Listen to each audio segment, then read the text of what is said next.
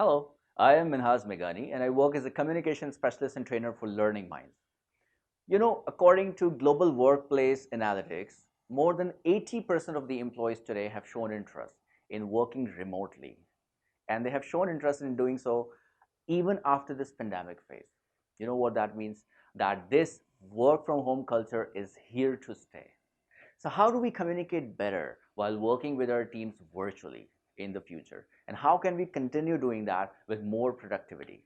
Let's talk about that.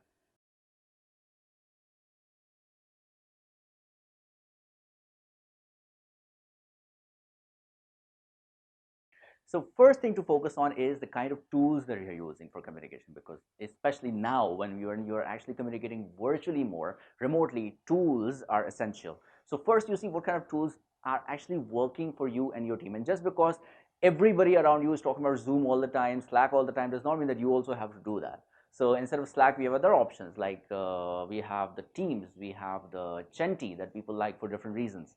But you got to focus on, instead of seeing what's cheaper, what provides for better and smooth communication for between you and your team. And just like Zoom, we have for virtual meetings, we have got this Loom, we have GoToMeeting. Other options are there that you can look at, and then with feedback with your team, you can actually decide what works better. So which tool is appropriate for the kind of communication you want to conduct.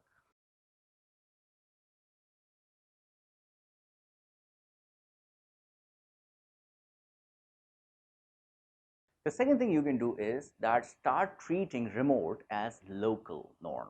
What I mean by that is that you be more engaged, okay? Provide better access to people at all times. And remember those coffee breaks when we used to discuss different ideas, or walking down the hall, we discuss business or something else as well. And then, of course, in the cafeteria. So people were constantly talking to each other. They were more engaged before. Now, as we go more virtual and working remotely, people get down to business directly more, okay? And a lot of times people feel that the access is not that much there. Obviously it's not that easy now because it's a new thing for us, but it's always a good idea to let people know that during this window of time you can always contact me. You can give me a call anytime there is a time. Apart from this window as well, leave me a text, I'll call you back ASAP. And not to discuss just discuss business, but other things as well.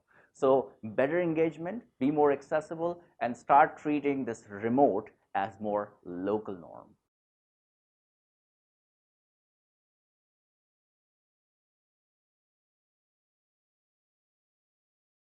And in the end, I would like to say, set clear expectations.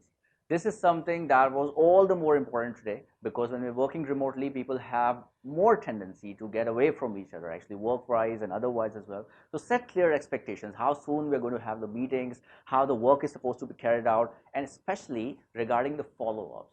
So what kind of follow-ups you'll be having with your team? How are they supposed to get back to you, and how soon? And how are you going to act out? What will be the next plan for that? So set clear expectations regarding all this, and it also makes you and your team more goal oriented. So instead of thinking about how many hours we are putting in, we are more goal oriented and focusing on the results all the time.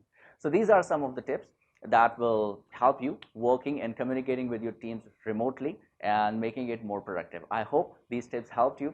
If you have any other ideas, any other such interesting ideas about working with your teams and communicating with your teams, let us know in the comment section, and we'll make a video out of that. So thank you for listening.